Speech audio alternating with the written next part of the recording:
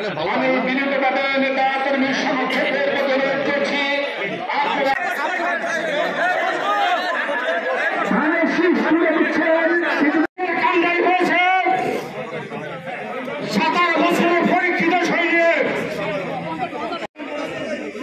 স্বৈরাচারী হাসিনার বিরুদ্ধে দেশনেত্রী বেগম খালেদা জিয়ার আদর্শের অনুপ্রাণিত কে মুবাইদুর রহমান ওখানে শুয়ে আছেন, তার আত্মার মাগফিরাত কামনা করি এবং আমরা সকলে আমাদের প্রিয় নেত্রী দেশনেত্রী বেগম খালেদাকে রাখতে হবে।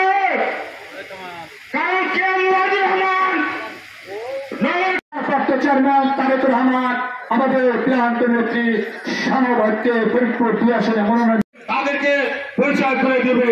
ধন্যবাদ সকলকে।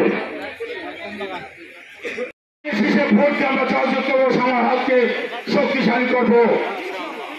যিনি আমাদেরকে ধানের শীষ ভোট দিয়েছেন বিএনপি নেতা ফারুক হোসেন ফুলের মালা দিয়ে বরণ করে নিচ্ছেন।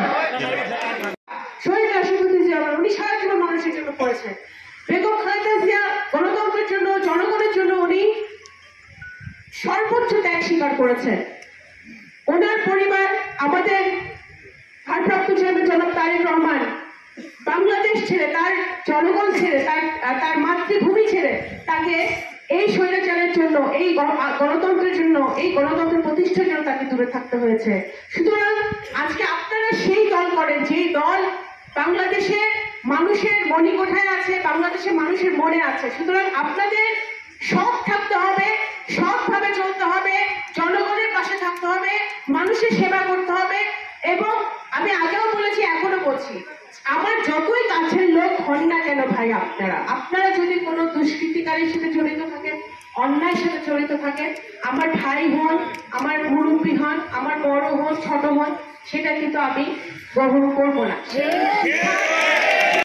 আমাদের যুদ্ধ শুরু, কারণ আমাদের যখন নির্বাচনের মাঠে, যুদ্ধের মাঠে, তাও কোনো প্রতিদ্বন্দ্বীকে ছোট করে দেখার উপায় নেই।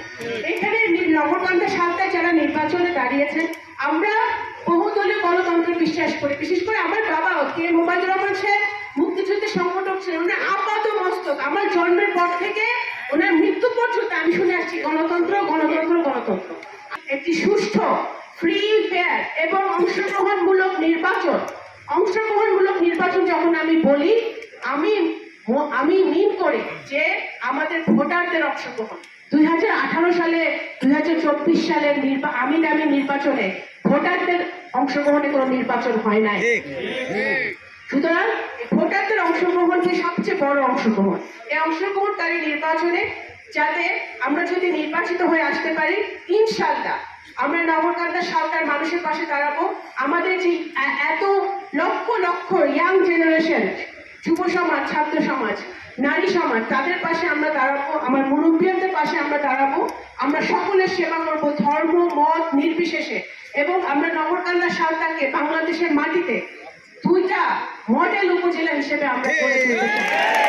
আমরা আমাদেরকে যদি কেউ মারতে আসে, আমরা আরেকটা গা লাগাই দেবো, যে আরেকটা থাপ্পড় দেব। কিন্তু আমরা শান্তি চাই, আমরা শান্তি চাই, আমরা উন্নয়ন চাই নগরকান্দা সালতায়, সারা বাংলাদেশের মতো, এবং সেটাই যেন আমরা করতে পারি।